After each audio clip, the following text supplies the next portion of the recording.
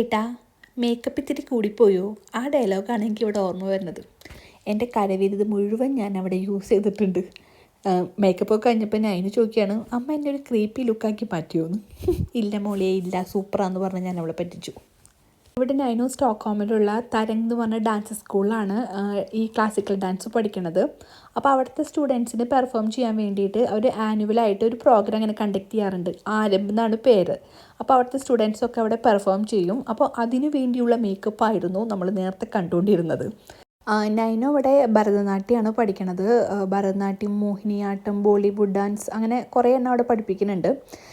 പിന്നെ ഈ ആരംഭം എന്ന പ്രോഗ്രാമായിട്ട് റിലേറ്റ് ചെയ്ത് അവിടെ കുറേ ഫുഡ് സ്റ്റോൾസൊക്കെ ഉണ്ടായിരുന്നു. നല്ല അടിപൊളി ദോശ കൗണ്ടറൊക്കെ ഉണ്ടായിരുന്നു അവിടെ. പിന്നെ പ്രോഗ്രാം ഇനാഗ്രേറ്റ് ചെയ്തത് ഇന്ത്യൻ എംബസിയിൽ നിന്ന് വന്ന ഗസ്റ്റായിരുന്നു. പിന്നെ നല്ല അടിപൊളി കുറേ പ്രോഗ്രാംസ് ഉണ്ടായിരുന്നു. ഞാൻ അതിൻ്റെ കുറേ പ്രോഗ്രാംസ് ഇപ്പോൾ കാണിച്ചു തരാം.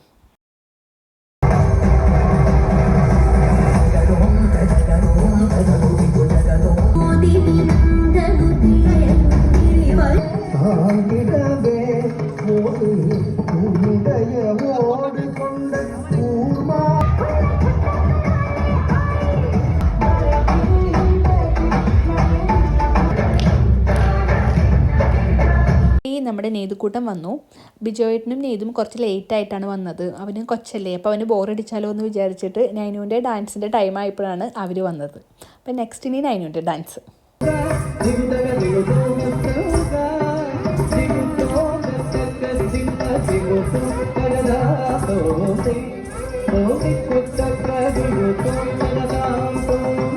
പിന്നെ ഈ പ്രോഗ്രാമിന് വേറെ ഡാൻസ് സ്കൂളിലുള്ള സ്റ്റുഡൻസിൻ്റെ പെർഫോമൻസ് ഉണ്ടായിരുന്നു. കഥക്കൊക്കെ ഉണ്ടായിരുന്നു.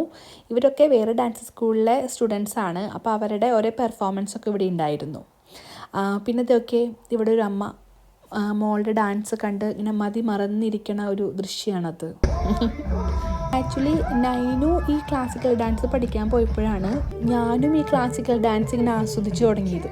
സത്യം പറഞ്ഞാൽ എനിക്ക് വലിയ ഇൻട്രസ്റ്റ് ഒന്നും ഉണ്ടായിരുന്നില്ല ഈ ക്ലാസിക്കൽ ഡാൻസ്.